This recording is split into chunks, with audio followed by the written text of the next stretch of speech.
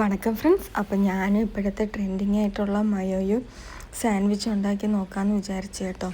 അപ്പം ഞാൻ ഇഡ്ഡലി പാത്രത്തിൽ മുട്ടയും ചിക്കനും വെളുത്തുള്ളിയും മുളകും ഇട്ട് ആവി കയറ്റിയെടുത്തിട്ട് ചീസും കൂടെ ഇട്ട് ഗ്രേറ്റ് ചെയ്ത് മാറ്റി വെച്ചതിന് ശേഷം അതിൻ്റെ കൂടെ വെജിറ്റബിൾസും കൂടെ ഇട്ട് മിക്സ് ചെയ്തിട്ട് മക്കൾക്ക് ഒരു ഷവർമ രീതി പോലെ കുപ്പൂസിൽ ഞാൻ ഫ്രഞ്ച് ഫ്രൈസും ടൊമാറ്റോ കെച്ചപ്പും പിന്നെ ഉണ്ടാക്കി വെച്ചിരിക്കുന്ന മിക്സും കൂടെ ആയിട്ട് അവർക്ക് ഷവർമ രീതിയിൽ ഉണ്ടാക്കി കൊടുത്തിട്ട് ഞാനും ചേട്ടനും വീറ്റ് ബ്രെഡിൽ ഒരു സാൻഡ്വിച്ച് പോലെ ഞങ്ങളുണ്ടാക്കി കഴിച്ചു കേട്ടോ. നല്ല ടേസ്റ്റ് ഉണ്ടായിരുന്നേ.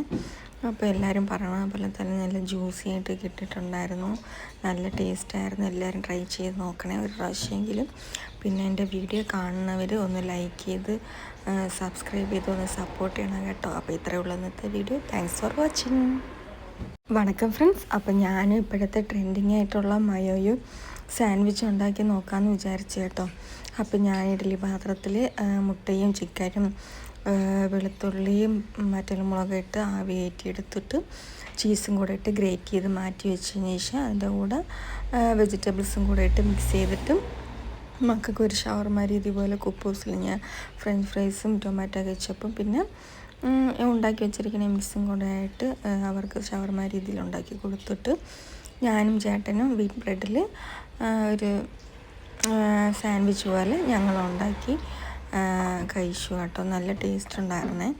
അപ്പോൾ എല്ലാവരും പറഞ്ഞ പോലെ തന്നെ നല്ല ജ്യൂസി ആയിട്ട് കിട്ടിയിട്ടുണ്ടായിരുന്നു. നല്ല ടേസ്റ്റായിരുന്നു. എല്ലാവരും ട്രൈ ചെയ്ത് നോക്കണേ ഒരു പ്രാവശ്യമെങ്കിലും. പിന്നെ എൻ്റെ വീഡിയോ കാണുന്നവർ ഒന്ന് ലൈക്ക് ചെയ്ത് സബ്സ്ക്രൈബ് ചെയ്ത് ഒന്ന് സപ്പോർട്ട് ചെയ്യണം കേട്ടോ. അപ്പോൾ ഇത്രയേ ഉള്ളൂ ഇന്നത്തെ വീഡിയോ. Thanks for watching.